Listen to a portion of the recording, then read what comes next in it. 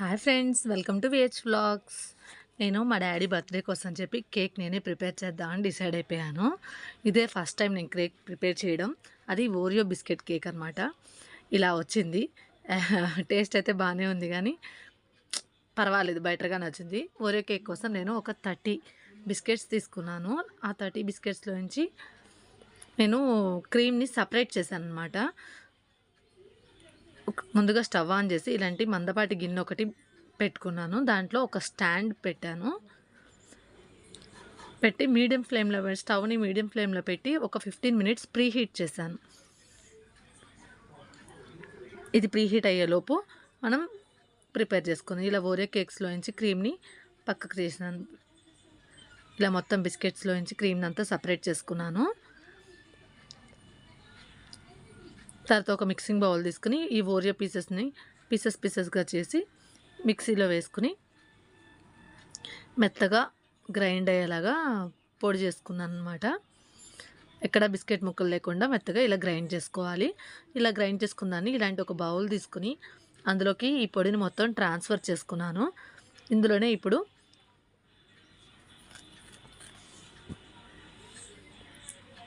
ఒక 3/4 table spoon baking soda, 1/2 table spoon vanilla essence వేసుకుని ఒక కప్పు మిల్క్తో కొంచెం పోసుకుంటూ ఒకటే డైరెక్షన్లో కలుపుకోవాలి. మనం ఎంత బాగా కేక్ని కలిపితే అంత బాగా ప్రిపేర్ అవుతుంది కేక్. ఇలా చాలాసేపు కొంచెం ఒకటే డైరెక్షన్లో మూవ్ చేస్తూ కలుపుకోవాలన్నమాట. ఇలా రిబ్బన్ కన్సిస్టెన్సీ రావాలి. అప్పుడే మనకి కేక్ చాలా బాగా వస్తుంది. దీన్ని ఇప్పుడు ముందుగా ఒక కేక్ బౌల్ తీసుకుని ఆయిల్ అప్లై చేసుకోవాలి. బటర్ పేపర్ ఉంటే బటర్ పేపర్ వేసుకోవచ్చు. నా దగ్గర లేదు, సో నేను మైదా పిండి వేసుకున్నాను. గోధుమ పిండి కూడా వేసుకోవచ్చు. ఇలా ఆయిల్ అంతా అప్లై చేసి నేను ఒక 1/2 టేబుల్ స్పూన్ మైదా వేసాను. అది మొత్తం స్ప్రెడ్ అయ్యేలాగా ఇలా ట్యాప్ చేశాను అనమాట.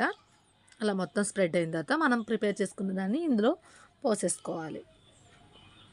మొత్తం ఇలా రిబ్బన్ కన్సిస్టెన్సీ రావాలి. తర్వాత దీన్ని ఎయిర్ గ్యాప్స్ లేకుండా ఇలా 2 టైమ్స్ ట్యాప్ చేయాలి. ముందుగా ప్రీ హీట్ చేసుకున్న కుక్కర్లో మనం ప్రిపేర్ చేసుకున్న ఈ కేక్ బౌల్ని పెట్టేయాలి.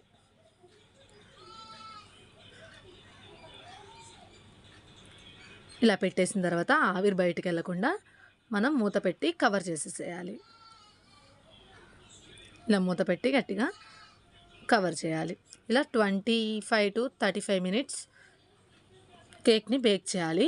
ఆఫ్టర్ 35 మినిట్స్ మనం ఒక టూత్ పిక్ తీసుకుని ఇలా గుచ్చి మన చేతికి ఏమీ అంటుకోకుండా ఉంటే కేక్ పర్ఫెక్ట్గా కుక్ అయిపోయినట్టు. ఇప్పుడు చూడండి, నేను బౌల్ నుంచి ఒక టూత్ పిక్తో నేను గుచ్చి చేతికి చూస్తున్నాను, ఏమీ అంటుకోలేదు. నా కేక్ అయితే చాలా బాగా రెడీ అయిపోయింది. తర్వాత ఇది పూర్తిగా చల్లారేంత వరకు పక్కన పెట్టి తర్వాత ఒక నైఫ్తో ఇలా చుట్టూ ఇలా చేసుకుని దానిపైన ఈ బౌల్ పైన ఒక ప్లేట్ని పెట్టి ఇలా ఉంచాలి. చూసారా ఎంత బాగా వచ్చిందో కేక్. తర్వాత దీన్ని 2 లేయర్స్గా కట్ చేసుకున్నాను అనమాట. ఈలోపు అది పక్కన పెట్టి ఒక ప్లేట్లోకి డార్క్ చాక్లెట్ని ఇలా పీసెస్గా కట్ చేసుకున్నాను. ఇలా మొత్తం అన్ని పీసెస్గా కట్ చేసుకున్నాను. పంచదారలో 1/2 కప్ వాటర్ పోసి ఇలా షుగర్ సిరప్ ప్రిపేర్ చేసుకుని పక్కన పెట్టుకున్నాను. తర్వాత ముందుగా స్టవ్ ఆన్ చేసుకుని ఇలా ఒక బాండీ పెట్టుకుని మనం ముక్కలుగా కట్ చేసుకున్న చాక్లెట్ పీసెస్ని ఇందులో వేసుకోవాలి. దీంట్లోనే ఇప్పుడు మనం ఒక 3 టేబుల్ స్పూన్ షుగర్ వేసుకోవాలి. 3 టేబుల్ స్పూన్ షుగర్ వేసిన తర్వాత ఒక చిన్న స్పూన్ వెనీలా ఎసెన్స్ వేసుకోవాలి. అలాగే ఒక కప్పు మిల్క్, కాచి చల్లార్చిన మిల్క్ అనమాట, చిక్కటివి, అందులో పోసి ఎక్కడ ఉండలు కట్టకుండా బాగా కలుపుకోవాలి. ఇలా కలుపుతూ ఉండాలన్నమాట. ఇది కొంచెం దగ్గర పడిన తర్వాత ఒక టేబుల్ స్పూన్ బటర్ వేసుకుని కలుపుకోవాలి. ఒక టేబుల్ స్పూన్ బటర్ వేసుకుని అది మొత్తం మెల్ట్ అయ్యేలాగా కలుపుకొని ఇలా పక్కన పెట్టుకోవాలి. ఇది పూర్తిగా చల్లారబెట్టాలి. ఈలోపు ఇలా ఒక ఫ్లాట్ ప్లేట్ తీసుకుని మనం చాక్లెట్ ప్రిపేర్ చేసాం కదా, దాన్నే ఆ ప్లేట్కి అలా అంటించి మనం 2 పీసెస్గా తీసుకున్న కేక్ని పైన లేయర్ని కింద పెట్టుకునేలాగా షుగర్ సిరప్ మొత్తం పట్టేలాగా పెట్టాలి. ఓరియో కేక్లో నుంచి మనం డివైడ్ చేసిన ఈ వైట్ క్రీమ్ని ఇలా ఈ కేక్ మొత్తం అప్లై చేసుకోవాలి. తర్వాత దీనిపైన మనం సెకండ్ లేయర్ని పెట్టి మనం చాక్లెట్ క్రీమ్ని ప్రిపేర్ చేసాం కదా, అది మొత్తం దీనికి అంటేలాగా మొత్తం